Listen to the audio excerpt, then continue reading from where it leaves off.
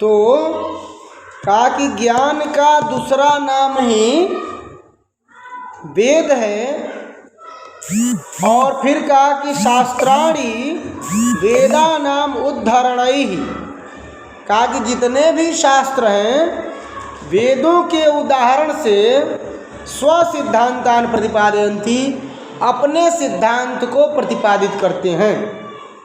यही नहीं, प्रस्तुते पाठे चतुर्णाम वेदानाम स्वरूपम मुख्यम च प्रतिपाद्यम दर्शितम अस्ति, कहा कि ये जो चौथा पाठ है चत्वारो वेदाः, नवम वर्ग के इस पाठ में चारों वेद के स्वरूप को मुख्य रूप से प्रतिपादित किया गया है और बतलाया गया है। समझ में आ रहा है कि नहीं? अब हम लोग इसको देखेंगे। अस्माकं प्राचीना संस्कृति वेदेषु सुरक्षिता वर्तते, कहा कि हमारी प्राचीन संस्कृति कहाँ पर समाहित है, कहाँ सुरक्षित है? वेदों में सुरक्षित है। वेद के द्वारा हमें ज्ञान होता है मातृदेवो भवः, पितृदेवो भवः, अतिथि देवो भवः। यही नहीं, हमें ज्ञान मिलता है सर्वे भवन्तु सुखिनः, सर्वे सन्तु निरामयाः, सर्वे भद्राणि पश्यन्तु मा कश्चित् दुःख भाग भवेत्। अर्थात हमें किसी पर भी गलत दृष्टि नहीं रखनी चाहिए, और सबका निचोड़ ये है कि संसार में कोई दुखी न रहे, सब सुखी रहें, सब निरोग रहें, सभी कल्याणकारी रहें। ऐसा हमारे वेदों से हमें ज्ञान प्राप्त होता है।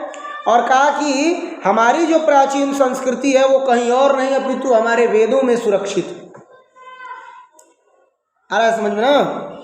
संसारस्य प्राचीनतमं साहित्यम वेदेषु उपलभ्यते, कहा कि संसार का जो सबसे प्राचीन साहित्य है, आज जो हम लोग साहित्य व्याकरण इत्यादि जो पढ़ते हैं, तो उसमें जो साहित्य है, गद्य पद्य ये सब साहित्य है, तो उसमें जो साहित्य है वो साहित्य प्राचीनतम साहित्य।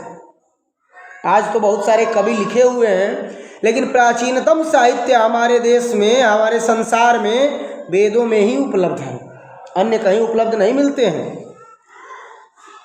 और सप्त सिंधु प्रदेशे निवसन्तः ऋषयः, कहा कि भारत के कोने कोने में, यहाँ तक कि सप्त सिंधु देश में भी निवास करने वाले जो भी संसार के निवासित ऋषि महर्षि, इनका जो तात्कालिक ज्ञान होता है, इनकी जो दिव्य दृष्टियाँ होती हैं, इनके जो भी कुछ होते हैं, ये कैसे होते हैं? तो सर्वम ज्ञानम वेद रूपम आधारयन्, सभी ज्ञान वेद रूपों पर ही आधारित और निरूपित होती हैं, वेदों से ही संकलित होता है और वेदों में समाहित है, और वेद इन समस्त ज्ञानों को धारण करने वाला है। विशेषतः यज्ञ संचालनाय, कहा कि विशेष रूप से अगर देखा जाए तो यज्ञ के संचालन हेतु एकस्यापि वेदस्य चत्वारि रूपाणि कृतानि आसन्, एक ही वेद के 4 रूप किए गए। क्यों? क्योंकि अलग अलग आवश्यकताएं पड़ी। यजुर्वेद क्यों किया गया? क्योंकि उनकी आवश्यकता पड़ी। सामवेद किया गया क्योंकि उनकी आवश्यकता पड़ी, और अथर्ववेद किया गया क्योंकि वैसी चीज़ों की आवश्यकता पड़ी। हम लोग सभी वेदों को क्रम से पढ़ेंगे कि आखिर यजुर्वेद क्यों बना, अथर्ववेद क्यों बना, सामवेद क्यों बना, और सबका विशेष हम लोग हम लोग पढ़ेंगे, इसके विषय में जानेंगे, इसका सार जानेंगे, स्वरूप जानेंगे।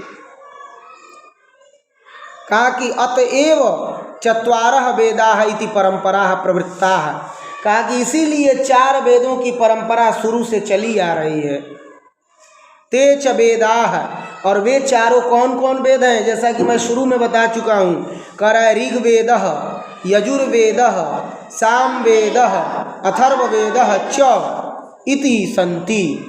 ये चारों वेद हैं जो कि यहाँ पर वर्णन किए जा रहे हैं।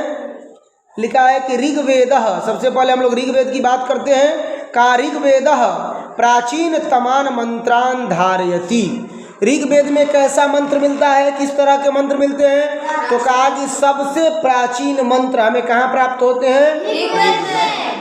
अग्नि मीडे पुरोहितः,